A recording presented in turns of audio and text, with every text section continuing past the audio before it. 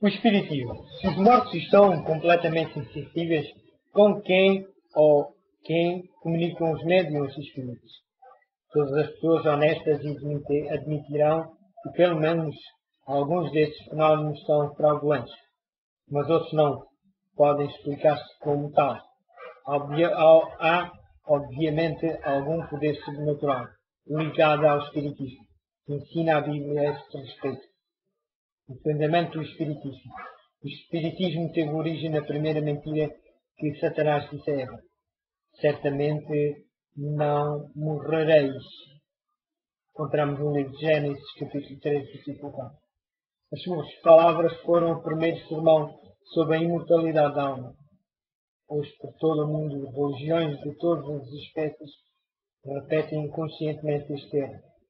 Para muitos, a frase divina que diz: a alma que pecar, essa morrerá, encontramos em Ezequiel, capítulo 18, versículo 20, foi faltada do avesso para dizer: a alma, apesar de pecar, viverá eternamente. Esta doutrina errada da imortalidade natural tem levado à crença no estado de consciência na morte. Como vimos, estas posições contradizem frontalmente a doutrina bíblica sobre o assunto. Foram incorporadas na fé cristã diretamente da filosofia pagã, particularmente a de Platão durante a era do tempo da apostasia. Estas crenças tornaram-se as ideias prevalentes na cristandade e continua a ser hoje o pensamento dominante. A crença de que os mortos estão conscientes preparou muitos cristãos para aceitarem o espiritismo. Se os mortos estão vivos e na presença de Deus, porque não poderão voltar à terra como espíritos ministradores?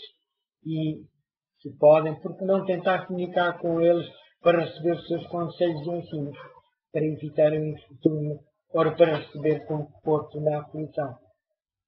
Quando destruindo este tipo de raciocínio, Satanás e os seus anjos, encontramos no livro do Apocalipse, capítulo 12, versículo 4 ao 9, têm instalado um canal de comunicação através do qual podem fazer passar o seu engano, através de meios como as sessões espíritas, que significam familiares profundos, supostamente trazendo conforto e confiança aos vivos. Por vezes, predizem acontecimentos futuros, os quais, quando se realizam, lhes dão credibilidade. Então, as perigosas heresias que proclamam adquirem um aspecto respeitável da autoridade, autenticidade, ainda que contradigam a Bíblia e a lei de Deus. Derrubadas as barreiras contra o mal, Satanás tem um caminho aberto para desviar as pessoas de Deus e levá-las à destruição certa. Advertências contra o Espiritismo. Ninguém precisa de ser enganado pelo Espiritismo. A Bíblia denuncia claramente as suas pretensões como falsas. Como vimos, a Bíblia diz-nos que os mortos não sabem nada, jazem inconscientes na sepultura. A Escritura também proíbe categoricamente qualquer tentativa de comunicação com os mortos ou com o mundo dos espíritos. Diz-nos que os que pretendem comunicar com os mortos, como fazem hoje os médiuns espíritas, estão na realidade a comunicar com os espíritos familiares, que são espíritos de demónios. O Senhor disse que estas atividades eram abomináveis e que aqueles que as praticavam deviam ser punidos com a morte.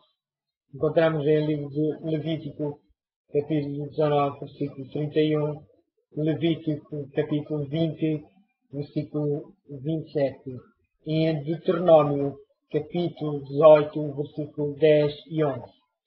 Isaías exprimiu bem a loucura do Espiritismo. Quando vos disserem: consultai os que têm espíritos familiares e os adivinhos, que os chirleiam e murmuram entre dentes, não recorrerá um povo ao seu Deus? A favor dos vivos interrogar-se-ão os mortos, à lei e ao testemunho. Se eles não falarem segundo esta palavra, nunca verão a alva. Encontramos no livro de Isaías, capítulo 8, versículo 19 e 20. É um facto que só os ensinos da Bíblia podem salvaguardar os cristãos contra este erro avassalador.